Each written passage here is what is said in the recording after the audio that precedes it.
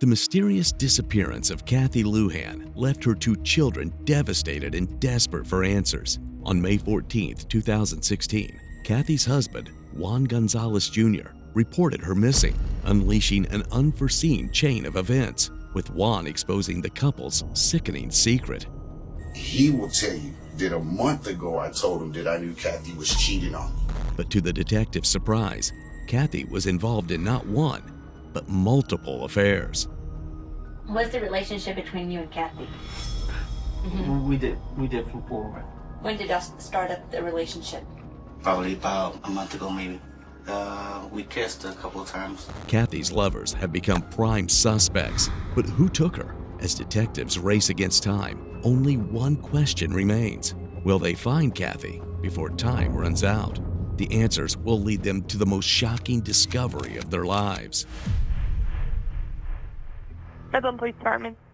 Yes, ma'am. I need to know who to talk to file a missing persons report. Okay, what's going on? My wife left Wednesday. She had somebody pick her up. Yesterday, I was trying to get her to come home, and she hasn't answered any of my texts. Juan Gonzales. Then I have a 5-year-old here that keeps asking for his mother. What is her name? Your wife? Kathy Lujan. Juan reported Kathy missing to the Midland, Texas police 3 days after she vanished on May 11, 2016. But why wait? Was he hiding something? Detectives summoned Juan for questioning to find answers to these questions, setting the stage for a tense interrogation that starts with an unexpected revelation. I don't know what to tell him, Rosie. I know. I don't know what to tell him. Hey, I'm gonna talk to you because I did find out that your wife had a double life, and we'll discuss about her double life. Okay? I before you say anything else, I've been thinking about. I've known for a while, Rosie. Mm-hmm. But like, if she decided to leave or something, don't do it like this. Mm-hmm. Did a lot of research, and I found out that she did have a double life. And she kept secrets from you, but she also kept secrets. She had 2 lovers. Yeah, I knew that already. Yes, and she kept secrets between them too. Mm-hmm. Okay? I was walking up, and remember I told you she was on the phone. I could Right. hear her on the phone through the window. When I walked in, she tossed the phone, and I was like, who you on the phone with? You know? Mm-hmm. And she was like, nobody. You know, and I was, we started, talking again, about what she's been doing, because it had been awkward in the house because she doesn't talk to us. She doesn't want to do anything with the boys anymore. The next 2 days she was supposed to be off. So I guess maybe she was making plans or something. Mm-hmm. Anyway, I gave her the money. Gave her the money, and we got to talking, and then she was like, I said, I know you're, sleeping around, it hadn't been a secret, Rosie. I've been knowing for a while, Yeah. And so I hated it when we'd walk in or we'd see each other and she's acting like she has to hide something.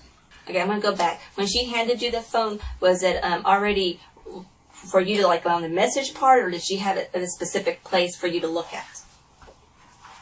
She had it on the text messages from Paul. Okay, It was between her and Paul. It was under Maggie, though. She Okay. had it under Maggie, HEB. And, the text messages, only her text messages were there, though. Like the ones she's sending to him, Okay. all of his were erased. And so then she said, there's another one there under unknown name. Okay. And so that one just said unknown name on the title.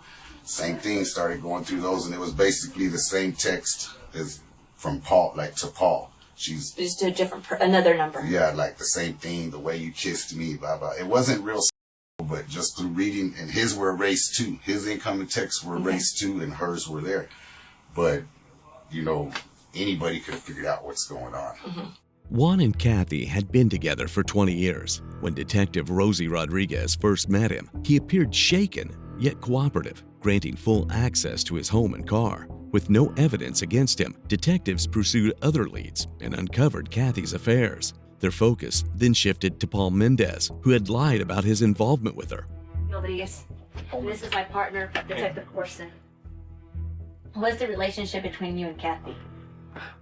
I would say in December or somewhere around there. Mm-hmm. We did from forward. But that was almost 5 months ago.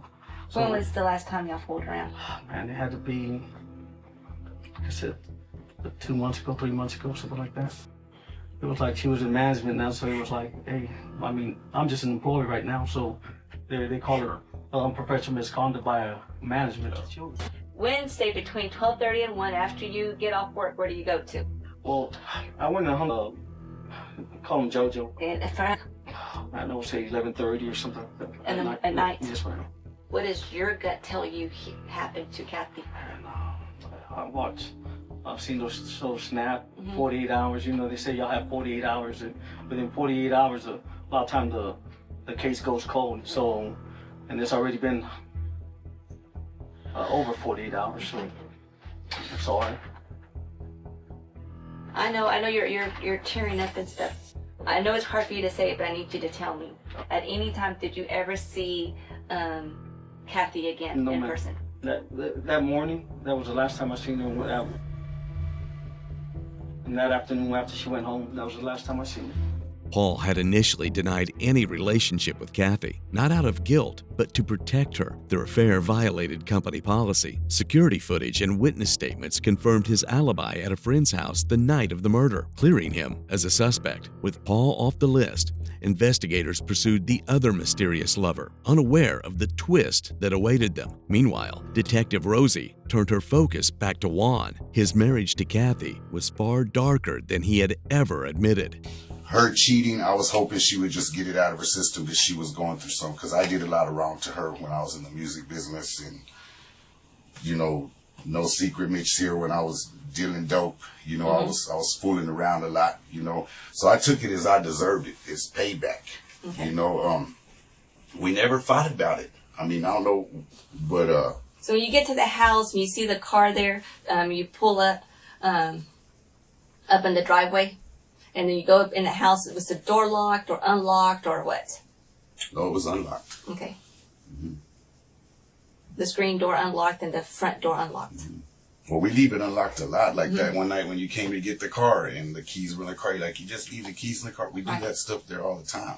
Now, at night when we go to sleep, we make sure the doors are locked. But it was unlocked. Okay. Anyway, we walked in.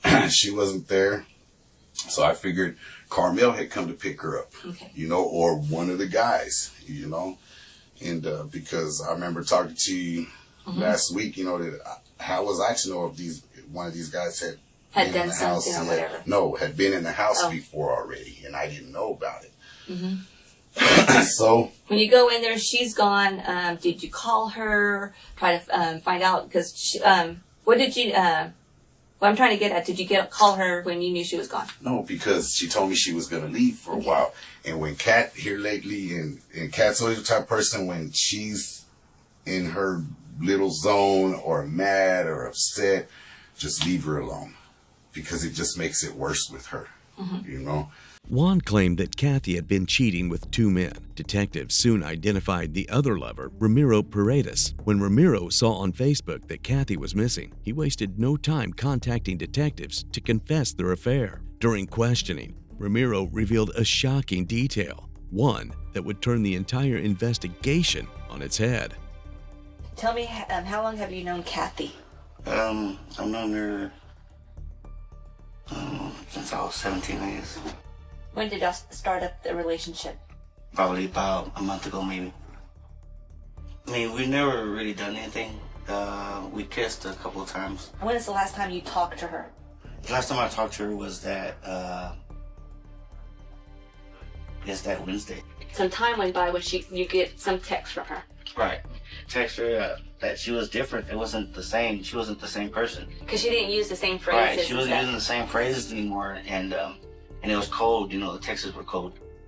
Ramiro provides an airtight alibi, verified by his boss, work records, and cell phone data, eliminating him as a suspect. But before leaving, he drops a chilling revelation. After Kathy disappeared, he received text messages from her phone, messages he was certain she had not sent. Armed with this disturbing new information, Detective Rosie prepares to confront Juan, and the investigation is about to take an explosive turn.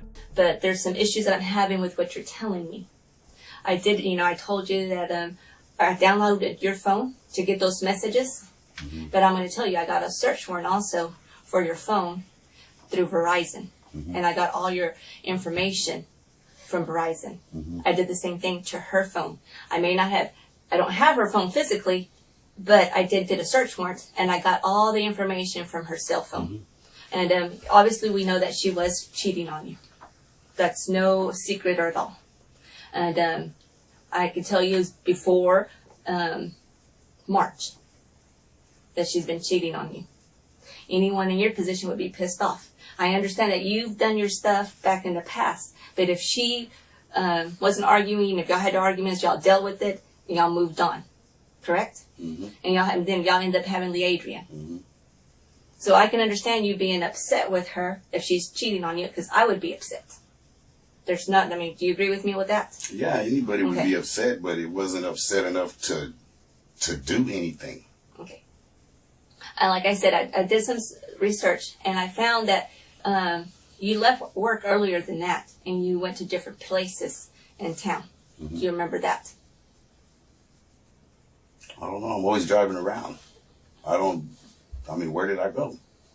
Well, you went to different areas. The urgency to find Kathy in time leads the investigators to crucial evidence. While Juan sits in the interrogation room, Detective Rosie tracks Juan's phone activity. He denies having Kathy's phone, but cell tower data tells a different story, showing her phone was active until May 13, 2016. Even more damning, records revealed Juan was absent from his restaurant job on the very day Kathy went missing.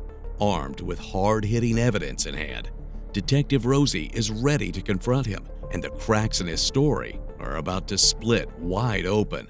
I'm going through her messages and what I could read. While she's texting you, she's texting not Paul, but a different guy that she's having an affair with. And those are pretty risque text messages that I read. You probably read her side, but I read his as well, because I have those. And on there, it's about 12, almost 1 o'clock, and she said that that you were on your way. And I can see where y'all calling each other back and forth and texting, but mostly calling at that point. And you go to her house. While you're there, something happened. I know something happened there. I have no doubt. But I need to know if it was an accident, she attacked you, or something happened. I know something happened. You and I both know that. Nothing happened. Something happened. Nothing happened, Rosie. Nothing happened. Nothing happened. Me and Kathy had gotten into it before, and she scratched my face, things like that, my arms, my chest. Nothing happened that day. Nothing. Well, as I'm going through her phones and stuff, there's a phone that she had a lot of conversations with Chachi, and so did you. And there's a particular one, which I'm not quite understanding, is on Friday the 13th. She's gone, and you have her phone and your phone. No, I didn't have her phone. I had been on the computer, and this is something else I was going to tell you. Here recently, somebody changed the password to the computer. I can't even get on the computer to log on to see what our bill is. I saw that Chachi had called Kathy's phone. You can see this stuff through the computer, like when incoming call stuff come.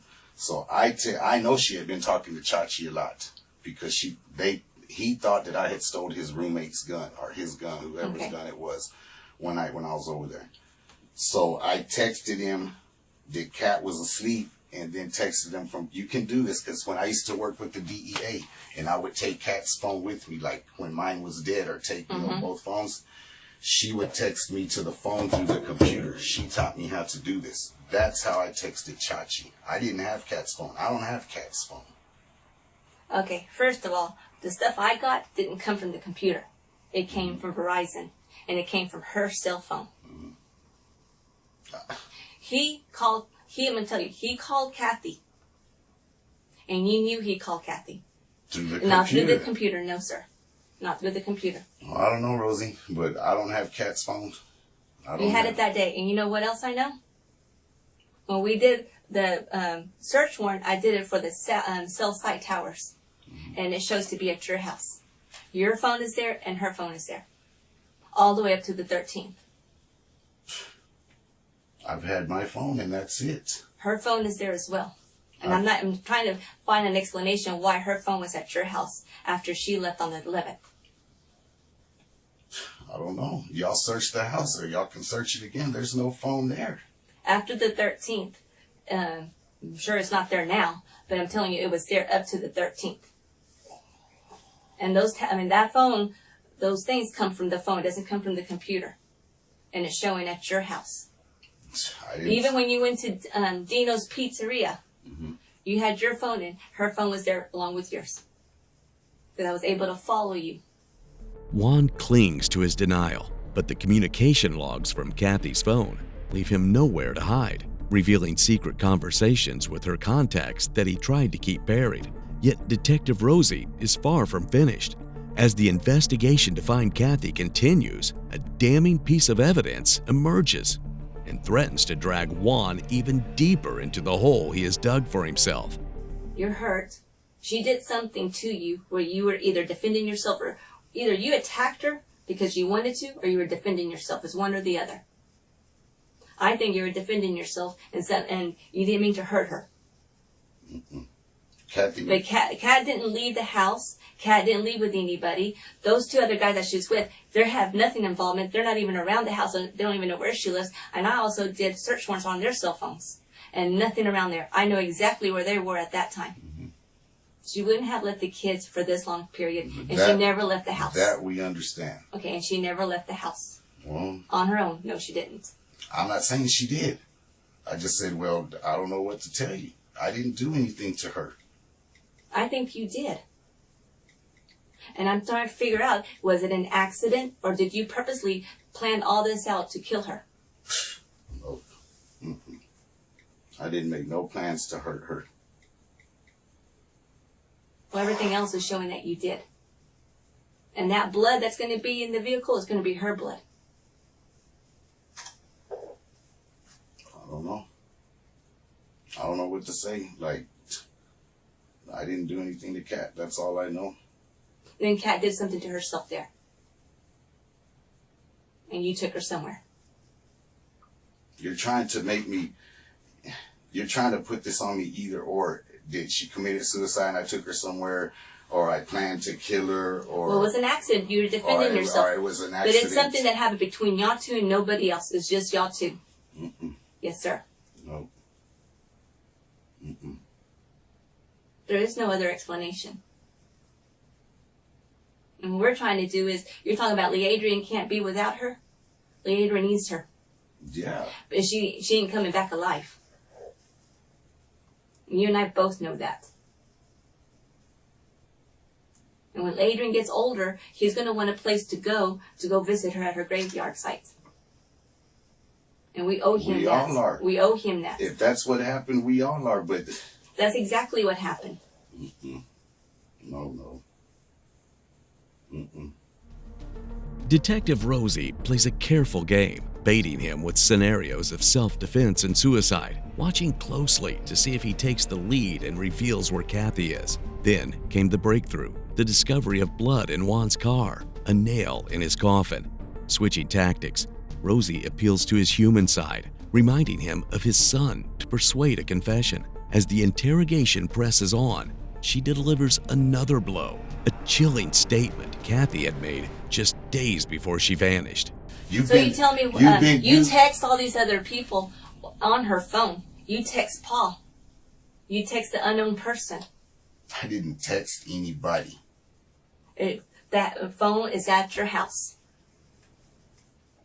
No computer, no nothing, but you text them. I didn't text anybody. Because the language is different for the way she talked to them and to her friends.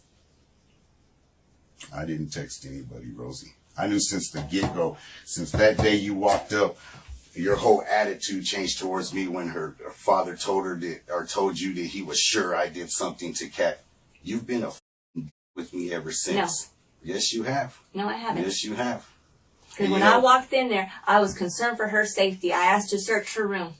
And what woman's going to leave behind her checkbook, her debit, her cards, debit cards, and all that? She has more than one checkbook. She used to keep checkbooks in the safe at the cookie store. Other checkbooks in the safe at the cookie store. She used to keep a piggy bank in the safe at the cookie store. She didn't leave and home free will. Well, I didn't make her leave. I didn't take her anywhere. Nothing. She didn't leave that house in her own free will. And I was just trying to figure out if there was a reason why. If you can tell me why it happened.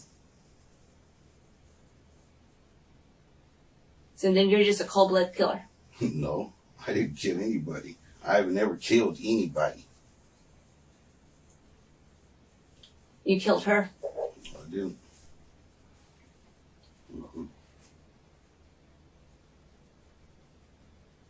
So all this technology is lying. It doesn't mean that I had her phone, Rosie. It does. You had her phone.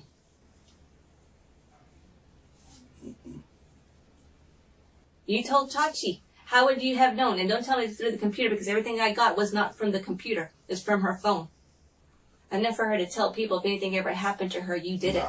That I don't believe, because Yes. we haven't been fighting like that. She told someone that day before she left HEB. An employee, not Paul, another employee. Nope. I don't believe that for 1 minute. Well, I tell you, that's what she said. We don't. If anything ever happened to me, Paul did it. I'm sorry, you did it. That's he say, she say stuff, because we never fought like that. This person has nothing to gain. Why would this person lie about something like that? People do stuff like that all the time. Not Rosie. about that. Kathy made a shocking remark to a coworker, a grim foreshadowing of what was to come. But that was eclipsed by the bombshell about to be dropped by Brian Allen, a local store owner who had known Kathy for years.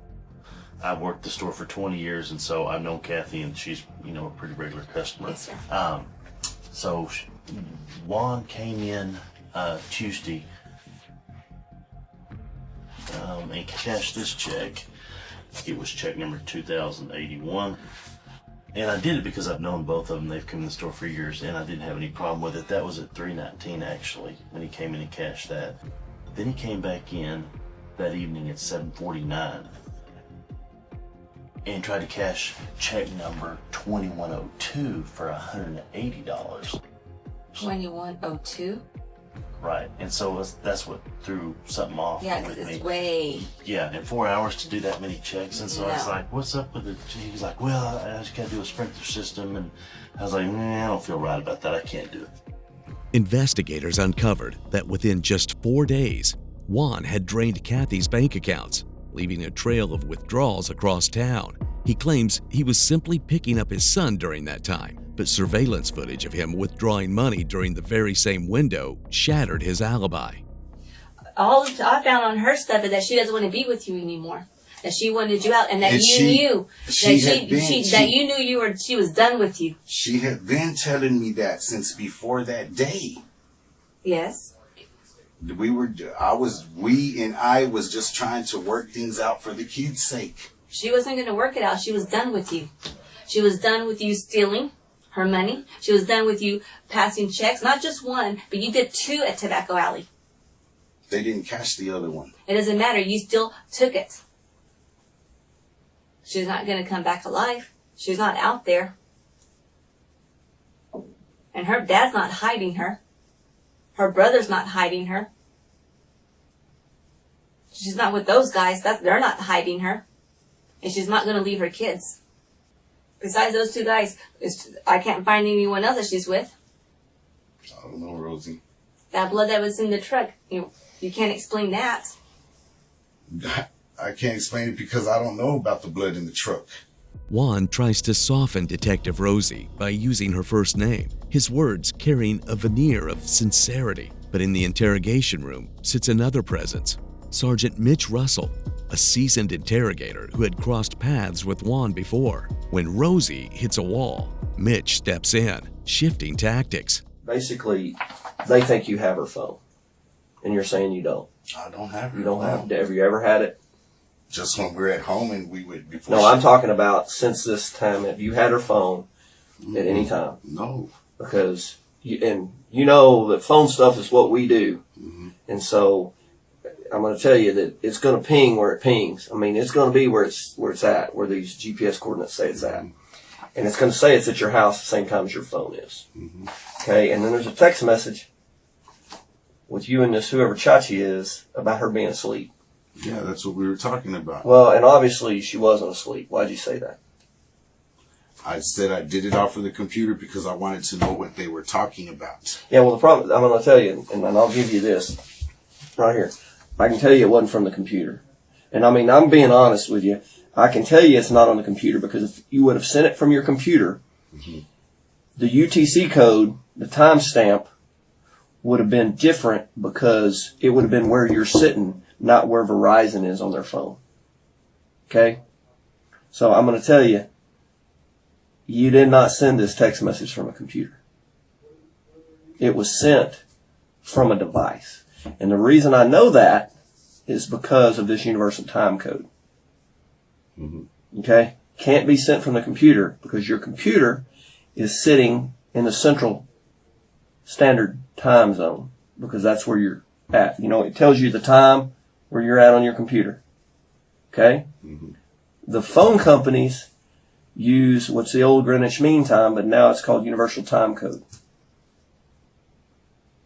So looking at what they got from their search warrant, this came from her device. But I didn't send that text message. Well, then I mean, I know what that says. you said she was asleep, and you said, hey, you knew she got a text. Yeah, through the computer. No, you didn't, because look, computer. I'm telling you, it came through her device. You saw her phone. You saw this message on her phone, but you're texting on her phone. And I don't blame you. I'd have been trying to find out what was going on too. Look, Mitch, I'm going to tell you this, but I know it's just going to lead to something else. So, okay, you know, it's she's going to be, and I know they're listening. Whoever, oh yeah, you know that. It's going to lead to, okay, well, if you're lying about this, then what else are you lying about? That's right. It will, hang on, it will, except at least you will have a voice in this. Because right now, you do not have a voice in this. Okay, look, the day she gave me the phone, okay, I took off with it. All right. When I left to go pay Brian and pick up the boys, I left with the phone and wouldn't give it back to her and left the house. Okay. So when we got back and she was gone, I figured either she went to her dad's or Carmel picked her up. So you're saying that she had her phone. When she showed you the text messages, you took it. Yeah, I took the phone and left. I would have too. So you left, but once you come back, she's gone. Yeah. Okay, where's the phone? I had it. No, but where is it at now? It's probably in the house somewhere. Lee's been playing with it because it has games on it. Okay. You need to get that and let them have it. After a tense confrontation, Juan finally admits to having Kathy's phone. Investigators have a strong circumstantial case, but without Kathy's body, it isn't airtight. If released, Juan could destroy evidence or vanish altogether. With no grounds to charge him in her disappearance, detectives arrest him instead for credit card abuse after discovering he had been using a card belonging to Kathy's father without permission. Weeks later, from jail, Juan reaches out to detectives, asking to talk. This time, confession feels inevitable. What, blood in the truck and a phone? Yeah, and there's other stuff as well. There's other things, but what I'm saying is that doesn't look good. And it puts A and B and C, and 2 plus 2 is 4. And like I said, I told him from the day one. He didn't do this. There's something else going on. Or he didn't do it on purpose. And then you told me nothing happened, and I believed you. And then DNA comes back, and that's not the DNA, the phones, the deceptiveness, the witnesses, the chain of events. I mean, I'm a reasonable guy, but the evidence is overwhelming. I saw those bottles right there and they were empty. Yeah, but I don't know when she was taking those pills or whatever. So you got home. I got home and she was laying on the kitchen. On the kitchen floor between the stove and the refrigerator. I mean, was she like bleeding or she just laying there? Like passed out. She was laying down face first. I turned her over and she had a cut right here. That's how I found her. Okay. So then what happened? You panicked. Panicked because I'm on federal paper and my record, you know, and It's understandable. the kids. We got to hold it together for just a little bit. So you put her in the car? No, I put her in the truck. It took me a while because of my back and my leg. The whole time I was just mad, like, what did you do? What did you do? You know, and because when I told her she was a piece of shit, she was like, when I got busted back in 2010 or whatever, I told her I'd just rather be dead. She was mad about everything. And what is that highway going towards San Angelo? What, 158? Okay. There's a bunch of